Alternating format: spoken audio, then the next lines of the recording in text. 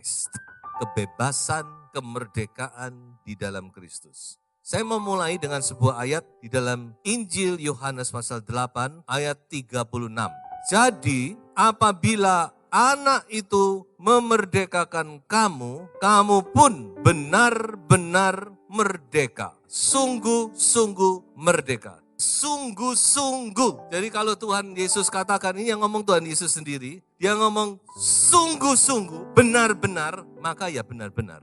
Nggak usah dia mau benar-benar aja sudah pasti benar. Apalagi Tuhan Yesus tekankan, kamu benar-benar merdeka, kamu sungguh-sungguh merdeka. Ya inilah kemerdekaan yang sejati, yang Tuhan berikan kepada setiap orang percaya. Mengapa orang percaya itu perlu dimerdekakan? Kita perlu dimerdekakan, bukan cuma kita, semua manusia perlu dimerdekakan. Karena semua manusia itu adalah di bawah perhambaan dosa. Karena Tuhan Yesus ngomong apa? Setiap orang yang berbuat dosa, pada hakikatnya dia diperhamba oleh dosa. Dan memang kenyataannya demikian. Dosa itu tidak pernah sekali mari, tidak. Sudah lihat, dosa itu sekali akan jadi 2 kali. 2 kali akan jadi 4 kali dia. 4 kali akan jadi 8 kali. Dan orang itu bukan tidak tahu, tidak mengerti, tahu, tapi tidak bisa melepaskan diri. Makanya kepada orang muda jangan main-main dengan yang namanya narkoba atau apapun juga. Itu mengikat, menjajah, memperbudak. Tapi kita bersyukur kepada Tuhan karena di dalam Yesus ada kemerdekaan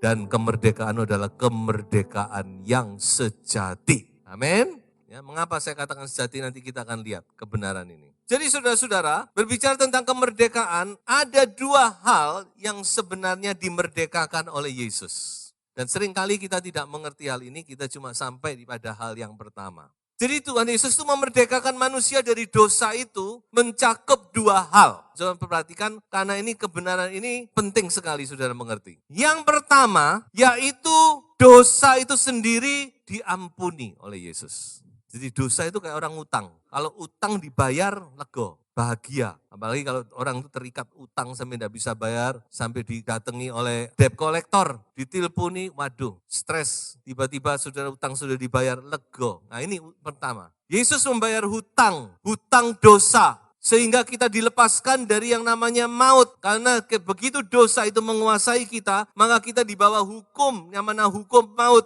Artinya apa? Kita hanya menuju satu arah. Dan arah itu adalah maut, tidak bisa tidak, lambat atau cepat. Manusia yang dikuasai dosa, dia akan masuk ke dalam maut, yaitu neraka yang kekal. Tapi ketika kita dibayar lunas dosa kita, maka kita dilepaskan dari hukum maut ini. Apakah titik? Tidak. Perhatikan yang kedua. Tuhan Yesus juga melepaskan kita dari namanya perbudakan dosa. Tadi sudah kita lihat, dosa itu ketika dia menguasai manusia, dia tidak sekedar cuma gitu tok, tapi dia akan memperbudak, menjajah, memperhamba. Sehingga kita tidak, seperti yang dikatakan Paulus, kita tidak bisa melakukan yang baik yang kita ingin lakukan. Kita ingin melakukan yang baik, tapi yang keluar yang tidak baik. Kenapa? Apa orang itu tidak ingin melakukan yang baik? Ingin, tapi itulah tadi perbudakan. Nah, Tuhan Yesus melepaskan kita dari perbudakan. Makanya saya di sini ada 2 belenggu. Kalau orang itu dibelenggu, belenggu tangan, belenggu kaki. Bukan cuma belenggu tangan yang dilepas, tapi belenggu kaki masih terikat tidak. Tapi tangan terlepas, kaki juga terlepas.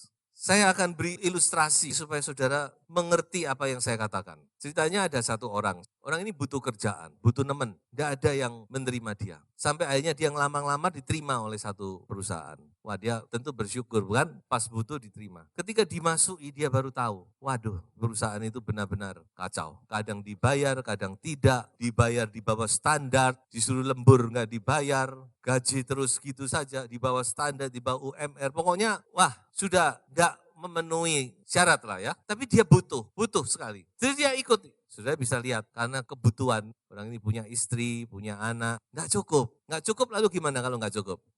Ya, kalau nggak cukup berdoa, jangan utang saudara ya. Tapi orang ini cari jalan yang paling gampang. Ya, kalau sekarang zamannya nggak usah utang, gesek kartu kredit, seret. Hati-hati, kartu kredit itu cuma alat untuk membayar, bukan alat untuk utang saudara ya. Saya selalu peringatkan kepada orang-orang muda, hati-hati dengan kartu kredit. Nah saudara-saudara, singkat kata, orang ini gali lubang, tutup lubang, gali lubang, tutup lubang. Lubangnya tambah lama, tambah dalam. Terakhir dia sudah tidak bisa lagi mengatasi. Akhirnya orang ini benar-benar terpuruk. Sudah dia kerjanya begitu, dia terpuruk dengan utang yang begitu besar. Dan dia benar-benar stres. Tapi puji Tuhan, ya Tuhan baik. Akhirnya dia kebetulan ketemu teman lama. Teman lamanya kebetulan sudah jadi konglomerat. Omong punya omong, teman lama ini akhirnya tergerak hatinya. Kasihan kepada ini bekas teman permainan. Kamu berapa utangmu? Sekian ratus juta. Oke, nih cek langsung ditulis. Bayaran lunas. Kira-kira orang ini gimana saudara? Mau dibayari utangnya ya, enak saudara ya. Nah ini, utangnya lunas. Nah sekarang saya mau tanya kepada saudara, apa orang ini sudah beres problemnya? Beres sebagian, tapi ada sebagian belum beres. Mengapa? Dengan situasinya demikian, dia akan kembali berhutang. Betul? Tidak akan berapa lama, orang ini akan utang lagi. Karena tidak cukup kebutuhan, dia akan mengulang lagi.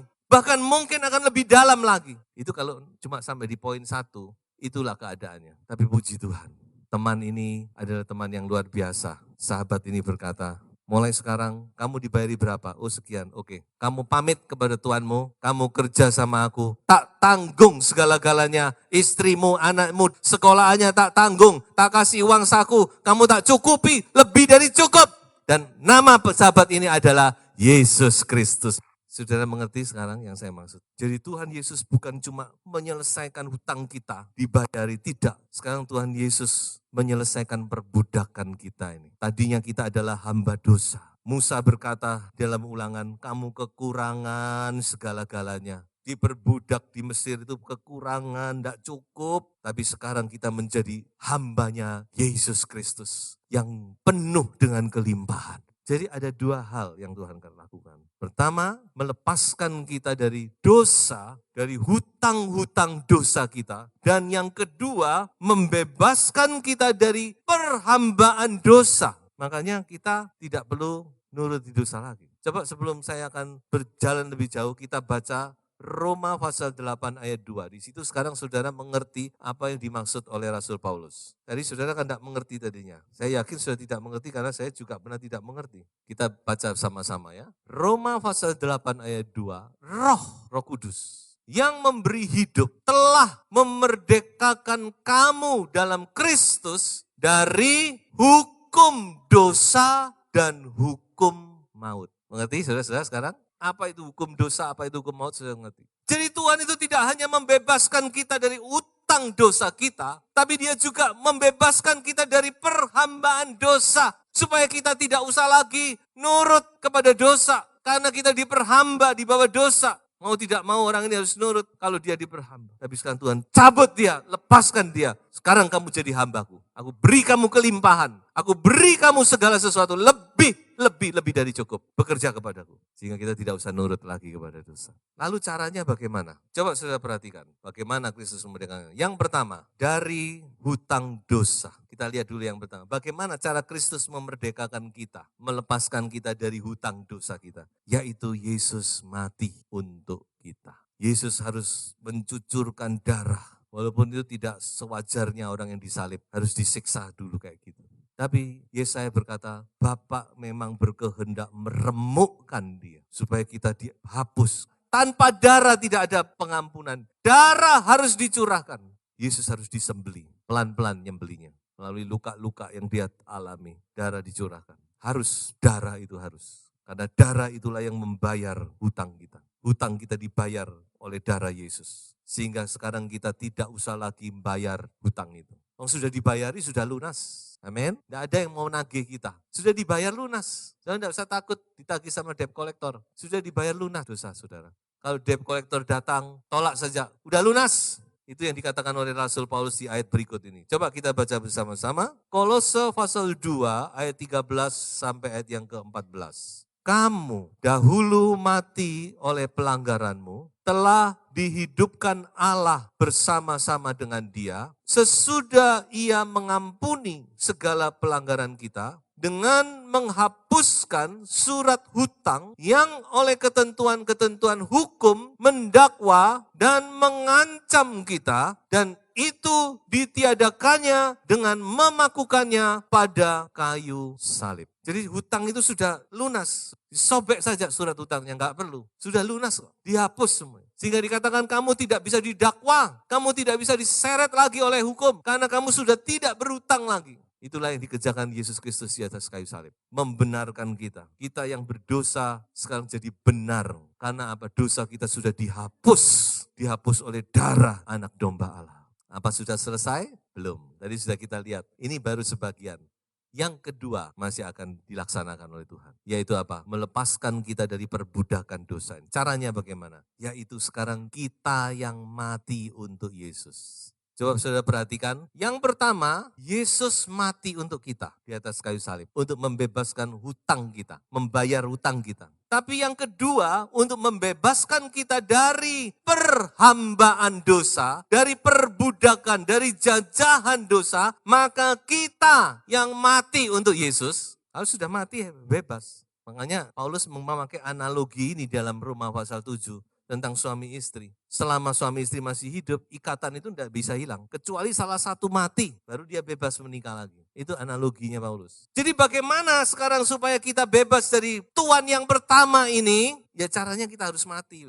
Sudah mati bebas kita, nggak dikejar-kejar lagi. Nah itulah baptisan air. Makanya kenapa baptisan air itu penting. Baptisan air itulah yang mematikan kita. Coba saya baca Roma pasal 6, saya baca 1-3 saja. Mati dan bangkit dengan Kristus. Jika demikian, apakah yang hendak kita katakan? Bolehkah kita bertekun dalam dosa supaya semakin bertambah kasih karunia itu? Sekali-kali tidak. Bukankah kita telah mati bagi dosa? Bagaimana kita masih dapat hidup di dalamnya? Atau tidak tahukah kamu bahwa kita semua yang telah dibaptis dalam Kristus telah dibaptis dalam kematiannya? Ayat 6 coba. Karena kita tahu bahwa manusia lama kita telah turut disalibkan supaya tubuh dosa hilang kuasanya. Agar jangan kita menghambakan diri lagi kepada dosa. Luar biasa hikmat Allah, bukan? Di sini Kristus mati untuk kita. Dan di sini kita yang harus mati untuk Kristus. Klop wis. Satu melepaskan dari dosa, dari hutang dosa. Yang satu melepaskan dari perbudakan dosa atau kuasa dosa. Itulah saudara-saudara yang harus kita pahami, kita hayati. Jadi setiap orang percaya kepada Yesus dan yang sudah dibaptis di dalam nama Tuhan Yesus Kristus, saya mau katakan bahwa saudara adalah orang yang benar-benar merdeka. Makanya orang percaya itu harus bersorak-sorai. Karena Tuhan itu benar-benar memberi kebebasan yang sejati. Bukan bebas-bebasan, tapi benar-benar bebas. Ini rahasia saudara, kalau saudara mau menang terhadap dosa. Sebab saya tahu pergumulan ini akan terus berjalan. Banyak orang Kristen masih jatuh bangun dalam dosa. Lalu kita menginjak selanjutnya harus bagaimana? Langkah ini penting sebagai wujud daripada kebenaran tadi. Sekarang wujudnya bagaimana? Yang pertama, kita harus ngomong yes. Artinya kita menerima kebenaran ini saudara-saudara. Percaya kita terima. Mungkin tidak benar kita lakukan. Begitu kita lihat firman Tuhan, yes. Ternyata ini kuncinya. Tapi itu yang harus kita lakukan. Roma 6 ayat 11, coba kita lihat ayat ini. Demikianlah hendaknya kamu memandangnya, dalam bahasa Indonesia sehari-hari, menganggapnya bahwa kamu telah mati bagi dosa, tetapi kamu hidup bagi Allah dalam Kristus Yesus. Kamu harus punya anggapan demikian. Kata ini kata yang sangat penting sebenarnya. Salah satu kata yang penting di perjanjian baru. Cuma sayang kata ini ditulis dalam bahasa Greka. Yaitu kata logizomai. Kata logizomai ini di dalam perjanjian baru dipakai 40 kali. Tapi 20 kali dipakai di kitab Roma.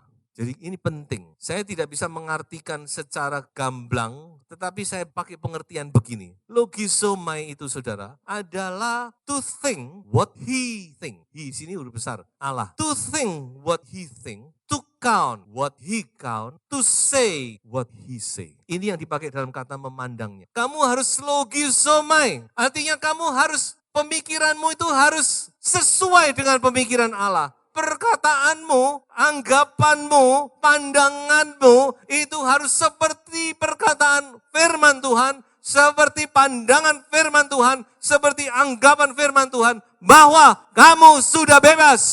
Itu artinya. Kamu harus punya pandangan yang demikian. Itu Rasul Paulus. Makanya saya katakan yes. Artinya kita terima kebenaran ini. Itu yang pertama. Saudara dengar kebenaran yang luar biasa. Mungkin tidak banyak orang akan bicara tentang hal ini. Saudara harus terima itu dengan yes, sekarang aku mengerti. Aku bukan cuma diampuni dosaku, tapi aku dibebaskan dari dosa. Nah ini, yes. Yang kedua, say no. No. No kepada apa? Dosa. Karena dosa, saya beritahu, itu akan datang lagi. Belanda tanda kutip ya, dia tidak akan biarkan merdeka gitu saja. Dan kenyataannya, Firaun itu akan ngejar lagi. Makanya kita harus ngomong no. Kita sekarang bisa berkata no, karena kita bukan lagi hambanya dosa. Kalau tadi kita masih diperbudak oleh dosa, ngendoro. Nggak bisa ngomong no, walaupun hatinya tidak, tapi enggak. Karena apa? Karena kita status kita ini budak jajahan. Tapi setelah Indonesia merdeka, kirim tanam ini, kirim ini ke negeriku. Kita ngomong, no way. Ya, kita baca ayatnya. Supaya kita sungguh-sungguh merdeka. Kristus telah memerdekakan kita. Itu ayat tadi.